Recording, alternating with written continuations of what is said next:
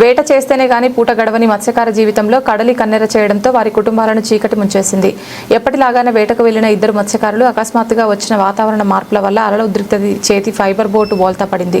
ఇద్దరు మత్స్యకారులు సముద్రంలో గల్లంతై మృత్యువాత పడ్డారు. తెల్లవారుజామున మృతదేహాలు బోగోలు మండలం పాతపాలెం సముద్ర తీరంలోకి కొట్టుకొచ్చాయి. అది గమనించిన మత్స్యకారులు మృతదేహాలను ఒడ్డుకు తీసుకొచ్చారు. ఈ విషయంపై పిట్రగుంట పోలీసులకు సమాచారంతో పోలీసులు ఘటనా స్థలానికి చేరుకొని మృతదేహాలను పరిశీలించారు. స్థానికుల సమాచారం మేరకు మృతుల కుటుంబాలు కేవలం సముద్రం వేటపైనే ఆధారపడి కుటుంబ పోషణ జరుగుతుందని చెప్పారు. కుమారి గోవిందయ్యకు భార్య అంకమ్మ, ఒక కూతురు కుమారుడు ఉన్నారు. మరో మృతుడు తూపిలి బాలమురళికి భార్య అగ్గమ్మ, కూతురు కుమారుడు ఉన్నారు. కుటుంబ యాజమానుడు చనిపోవడంతో దిక్కుతోచని పరిస్థితుల్లో మృతుల కుటుంబాలు కన్నీరు మున్నీరవుతున్నాయి.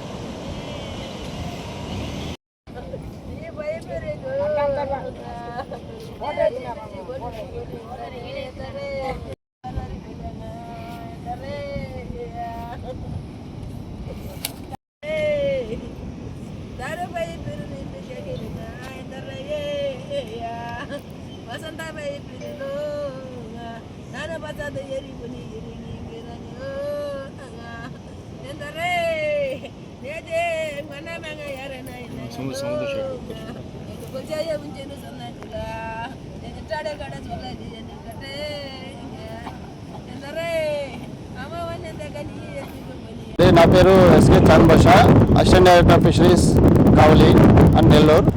సో ఈరోజు మార్నింగ్ మనకి బోగోలు మండలంలో పాతపాలెం దగ్గర ఒక ఇన్సిడెంట్ జరిగింది సముద్రంలో. రాత్రి ఎర్లీ మార్నింగ్ మన ఫిషర్మెన్లు ఇద్దరు బోట్ తీసుకొని ఏటకెళ్ళారు. అది కూడా ఏంటంటే వాళ్ళ కుటుంబానికి ఏదో కూరకని వెళ్ళారు లోపలికి. ఆ టైంలో ఏంటంటే ప్రకృతి పరంగా చూసినట్లయితే మనకి ప్రకృతి విపత్తులు అంటాం కాబట్టి, సో ఆ టైంలో మన సముద్రం కామ్గా ఉండింది. ఒక్కసారిగా హెవీ విండ్స్ గాలులు రావడం జరిగింది. అప్పటికి ఇల్లు గాలి తోలుతున్నా కూడా చూశారు, కానీ చూసినా కూడా లోపలికి వెళ్ళిపోయినారు. కాబట్టి అక్కడ ఇంకా ఎక్కువ గాలి అయిపోయి ఒక్కసారిగా ఆ గాలి బోట్ని తిరగొట్టింది. ఆ బోట్ ఏంటంటే అని ఇద్దరు మనుషులపై నాన్ మోటరైజ్డ్ బోట్, అది మోటరైజ్డ్ కాదు, నాన్ మోటరైజ్డ్ బోటు. ఇద్దరు ఫిషర్మెన్లు వెళ్ళారు దాంట్లోకి. వాళ్ళిద్దరు పేర్లు కూడా ఏంటంటే ఒకటి తూపిలి బాలమురళి 40 సంవత్సరాలు, అలిచెల్ల బంగారపాలెం, కుమారి గోవిందు 51 సంవత్సరాలు. వీళ్ళిద్దరు కూడా మనకి బంగారపాలెంకి సంబంధించిన ఇద్దరు మత్స్యకారులు. సో జస్ట్ నో వీళ్ళు గోయింగ్ టు ఫిషింగ్ అని కాదు, కూరకి వెళ్ళాలని చెప్పేసి వెళ్ళారని వాళ్ళ కుటుంబ సభ్యులు కూడా చెప్పారు. సో ఈ టైంలో వాళ్ళు వెళ్ళేసి అన్ఎక్స్పెక్టెడ్గా ఎక్కడో ఒక మూల చనిపోతే ఆ బాడీలు రెండు కూడా ఇక్కడికి నీళ్ళలో కొట్టుకు రావడం జరిగింది. ఆ రెండు బాడీలు వాళ్ళ కుటుంబంలో ఉన్నటువంటి వాళ్ళ భార్యలు, మా వాళ్ళు ఇలాగా ఏటకెళ్ళి ఉన్నారని చెప్పేసి ఆ గ్రామంలో పక్కన మత్స్యకారులు తెలియపరిచారు. ఆ మత్స్యకారులు ఈ గాలి ఎక్కువ ఉందని చెప్పేసి అన్నీ వచ్చినట్లయితే చూస్తే వాళ్ళు ఆటోమేటిక్గా చనిపోయేసి ఎక్కడో చనిపోయి బాడీలు రెండు కూడా ఇక్కడికి ఈ గ్రామం సరిహద్దుల్లోకి కొట్టుకొస్తే అన్నీ మన ఫిషర్మెన్లు వెళ్ళేసి తీసుకొచ్చారు. ఆ బోటు మటుకు కనిపించలేదు ఎక్కడనేది. సో ఇదంతా కూడా ఏంటంటే మనం యాక్చువల్గా మన ఫిషర్మెన్లు ఏటకి వెళ్ళకూడదు ఈ టైంలో, కానీ అన్ఎక్స్పెక్టెడ్గా వెళ్ళారు, కూరకని వెళ్ళారు. కూరకని పోయి అన్ఎక్స్పెక్టెడ్గా ఇట్లాంటి ప్రమాదం సంభవించింది. దయచేసి మీరు అందరూ కూడా మిగతా మత్స్యకారులు కూడా గుర్తుంచుకోండి, ఈ బ్యాన్ పీరియడ్ టైంలో ఎవరు కూడా లోనికి వెళ్ళొద్దు.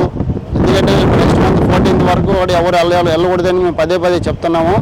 అలాగే మనకి తీర ప్రాంతంలో మెరైన్ పోలీస్, ఫిషరీస్ ద్వారా సాగర్ మిత్ర వాళ్ళు కూడా మనకి స్టాఫ్, డిపార్ట్మెంట్ స్టాఫ్ కాపలాగానే ఉన్నారు, గ్రామాల్లో తెలియపరుస్తున్నారు. కానీ ఇది రాత్రి అన్ఎక్స్పెక్టెడ్గా వెళ్ళారు. సరే వీళ్ళు అనేది కాకుండా ఇంకొంతమంది కూడా వెళ్ళారని చెప్పి మాకు వచ్చింది, కానీ వాళ్ళు కూడా క్షేమంగా బయటకు వచ్చున్నారు వాళ్ళు.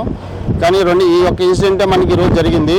కాబట్టి ప్రతి ఒక్కరూ గమనించుకొని ఇది మత్స్యకారులు దయచేసి ఎవరు ఏటకెళ్ళకూడదని తెలియపరచుకుంటున్నాం. ఇప్పుడు ఈ చనిపోయినటువంటి కుటుంబాలు కూడా నాన్ మోటరైజ్డ్ బోట్లో ఏటకెళ్ళారు కాబట్టి మనం మత్స్యశాఖ ద్వారా ఎస్కేఎస్ఐకి ఇన్సూరెన్స్ కింద రికమెండ్ చేస్తామండి. ఇది మత్స్యశాఖ ద్వారా 5 lakhs, అలాగే లేబర్ డిపార్ట్మెంట్ 5 లక్షల కింద మనం రికమెండ్ చేస్తాం. ఇప్పుడు ఎస్ఐ గారు వాళ్ళు అంబులెన్స్ వచ్చిన తర్వాత బాడీని తీసుకెళ్లి పోస్ట్ మార్టం చేసి మనకి ఎంక్వైరీ రిపోర్టు, అలాగే మెడికల్ రిపోర్ట్స్, సర్టన్ రిపోర్ట్స్ ఉన్నాయి. ఇంకా ఈ రిపోర్ట్లు వచ్చిన తర్వాత మనం పైకి గవర్నమెంట్కి రికమెండ్ చేసి వాళ్ళ కుటుంబాన్ని ఇన్సూరెన్స్ కింద ఆదుకోవడం జరుగుతుందని తెలియపరచుకుంటున్నాను. వాళ్ళు సేఫ్గానే ఉన్నారు. మనకి జోల్దినికి బోట్లో వచ్చారని చెప్పేసి పంపించున్నారు, మెకనైజ్డ్ బోటు. వాళ్ళు ఆల్రెడీ వచ్చున్నారని చెప్పేసి మాకు మెసేజ్ వచ్చింది. కానీ ఇప్పుడు వచ్చింది మనకి ఈ 2 బాడీల గురించే మనకి మెసేజ్ వచ్చింది. అదర్వైజ్ మనకి ఎక్కడ కూడా ఇన్ఫర్మేషన్ లేదు.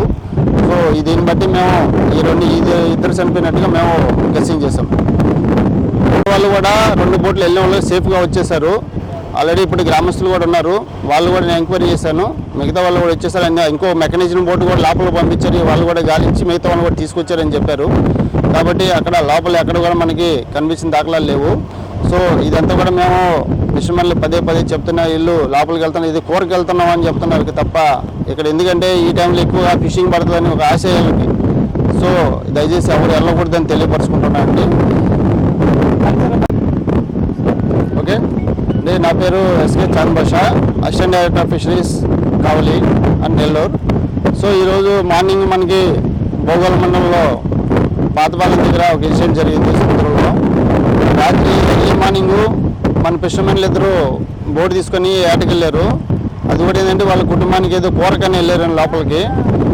ఆ టైంలో ఏంటంటే ప్రకృతి పరంగా చూసినట్లయితే మనకి ప్రకృతి విపత్తులు అంటాం కాబట్టి సో ఆ టైంలో మన సముద్రం కామ్గా ఉండింది. ఒక్కసారిగా హెవీ విండ్స్ గాలులు రావడం జరిగింది. అప్పటికి వీళ్ళు గాలి తోలుతున్నా కూడా చూశారు, కానీ చూసినా కూడా లోపలికి వెళ్ళిపోయినారు. కాబట్టి అక్కడ ఇంకా ఎక్కువ గాలి అయిపోయి ఒక్కసారిగా ఆ గాలి బోట్ని తిరగొట్టింది. ఆ బోట్ ఏంటంటే అంటే 2 మనుషులపై నాన్ మోటరైజ్డ్ బోట్, అది మోటరైజ్డ్ కాదు, నాన్ మోటరైజ్డ్ బోటు. 2 ఫిషర్మెన్లు వెళ్ళారు దాంట్లోకి. వాళ్ళ 2 పేర్లు కూడా ఏంటంటే ఒకటి తూపిలి బాలమురళి 40 సంవత్సరాలు, అలిచెల్ల బంగారపాలెం, కుమారి గోవిందు 51 సంవత్సరాలు. వీళ్ళిద్దరు కూడా మనకి బంగారపాలెంకి సంబంధించిన 2 మత్స్యకారులు. సో జస్ట్ నో వీళ్ళు గోయింగ్ టు ఫిషింగ్ అని కాదు, కూరకి వెళ్ళాలని చెప్పేసి వెళ్ళారని వాళ్ళ కుటుంబ సభ్యులు కూడా చెప్పారు. సో ఈ టైంలో వాళ్ళు వెళ్ళేసి అన్ఎక్స్పెక్టెడ్గా ఎక్కడో ఒక మూల చనిపోతే ఆ బాడీలు 2 కూడా ఇక్కడికి నీళ్ళలో కొట్టుకురావడం జరిగింది.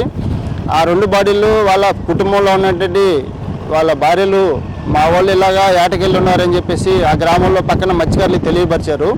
ఆ మత్స్యకారులు ఈ గాలి ఎక్కువ ఉందని చెప్పేసి అన్నీ వచ్చినట్లయితే చూస్తే వాళ్ళు ఆటోమేటిక్గా చనిపోయేసి ఎక్కడో చనిపోయి బాడీలు 2 కూడా ఇక్కడికి ఈ గ్రామం సరిహద్దుల్లోకి కొట్టుకొస్తే అన్నీ మన ఫిషర్మెన్లు వెళ్ళేసి తీసుకొచ్చారు.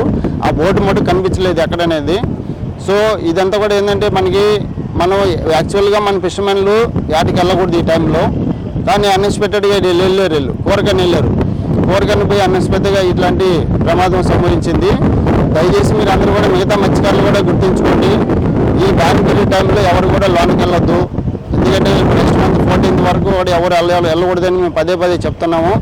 అలాగే మనకి తీర ప్రాంతంలో మెరైన్ పోలీస్, ఫిషరీస్ ద్వారా సాగర్ మిత్ర వాళ్ళు కూడా మనకి డిపార్ట్మెంట్ స్టాఫ్ కాపలాగానే ఉన్నారు, గ్రామాల్లో తెలియపరుస్తున్నారు.